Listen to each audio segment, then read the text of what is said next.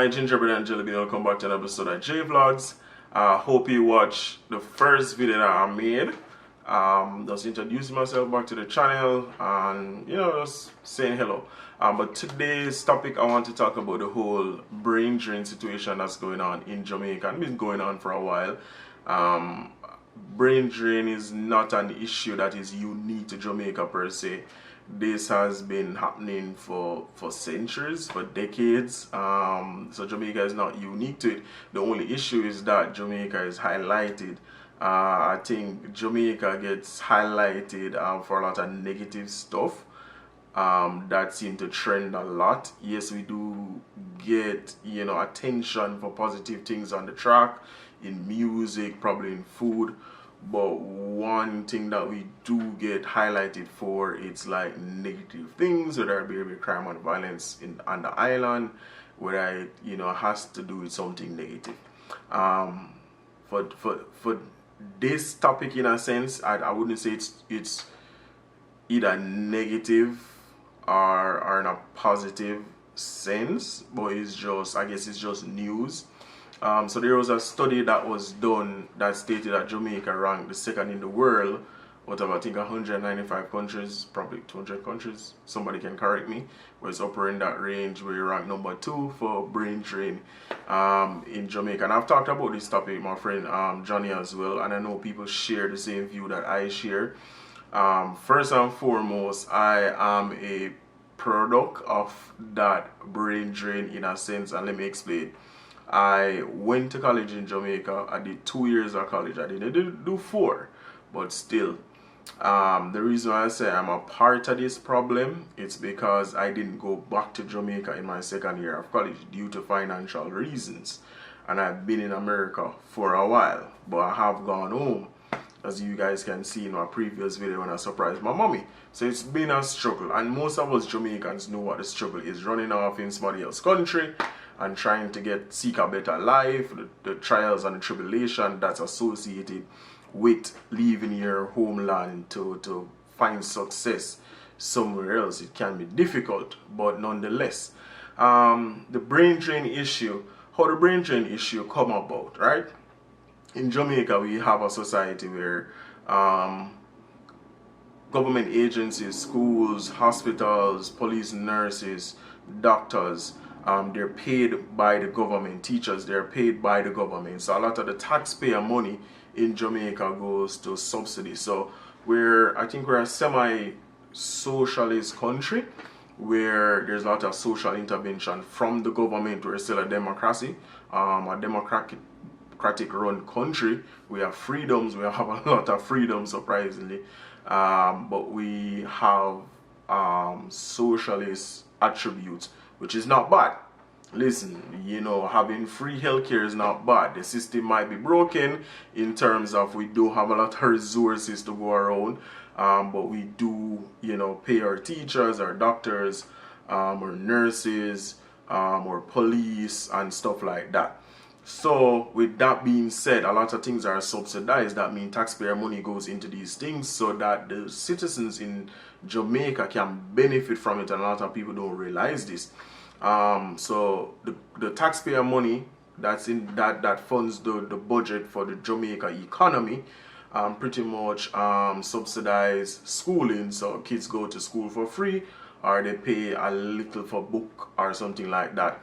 Sports get subsidized as well. Different events that get subsidized by the government, which is taxpayer money.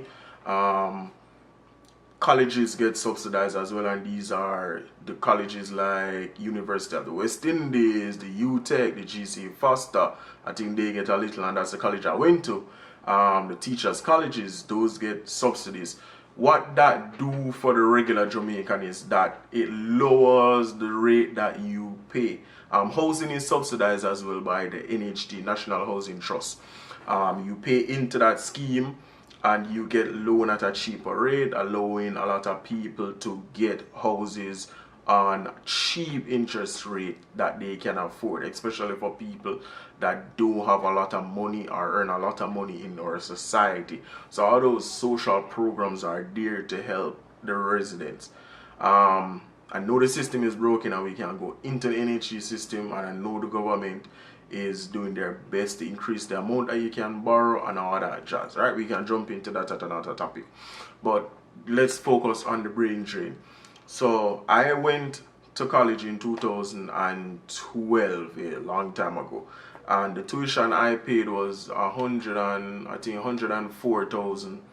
Was 140, yeah, I think 104,000 for second year, and I think it was 100 and I think it was the same for second year, right? 100,000 Jamaican dollar that time was roughly about 1,000 US dollars, if I'm not mistaken. It was like 1,000 US dollar. Third year was a little higher. I think third year was 100,000. I think it was 200,000. Sorry, I think it was 200,000 for the school fee for first year and second year, and third year was 300,000. So that's why I didn't get to come up, because I didn't make enough money and I couldn't come back to Jamaica, not going to college or anything like that. That's another story. But anyway, the point I'm trying to make is that 200,000 that you're paying for school in Jamaica might be expensive for people on the lower end like myself at that time that's not working. Your mother or father is not rich. You can't afford that. Hence you know what I mean, it's more difficult for you to finance your tuition if you're doing it by yourself as a young person that come out of high school and don't want to jump on the corner and just waste your entire life. You want to go to college, it's expensive because you don't even have half of that, so you have to rely on family and friends and go to college, right?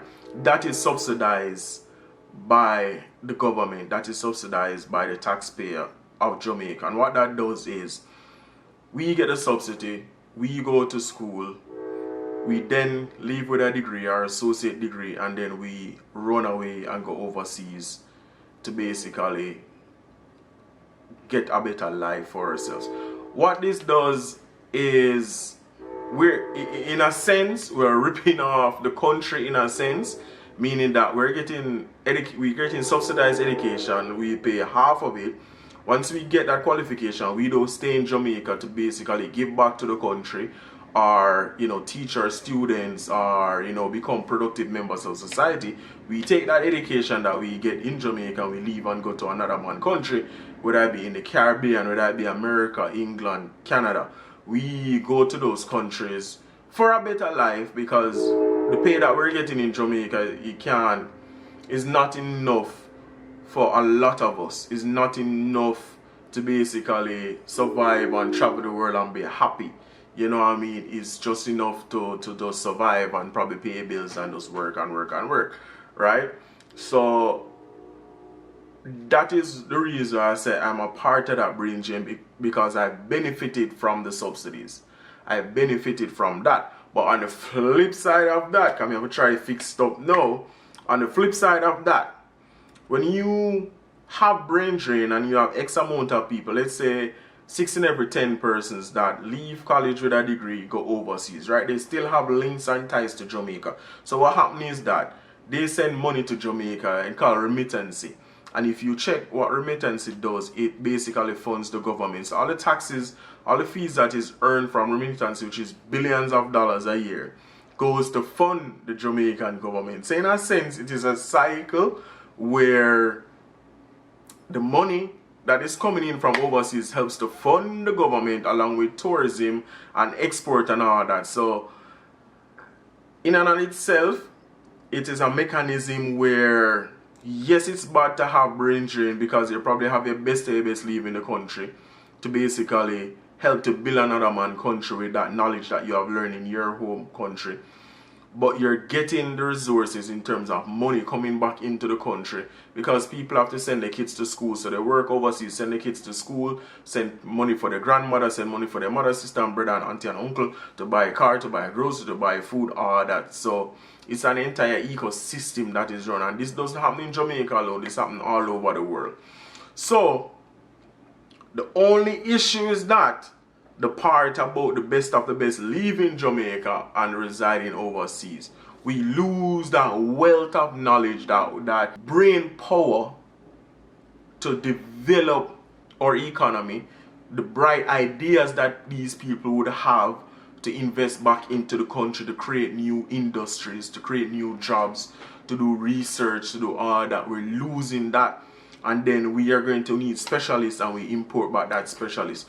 So as a country, we have to strike a balance with keeping people here in Jamaica, and having a system where we can allow them to live and live comfortable and not be all that stressed out, which is difficult. And I know everybody's gonna say raise their pay, raise their pay, raise their pay. But even if you raise somebody pay and their taxes come out and they're still getting little to nothing, I don't think that helps. One of the ideas that I heard or listened to on a podcast with Bruce Gold in the previous Prime Minister of Jamaica is that you can give more incentive, give more benefits to the teachers, to the police, whether it be you get a contract from Digicel or Flow, that's the phone company like T-Mobile and Verizon here, where the government would pay Digicel and Flow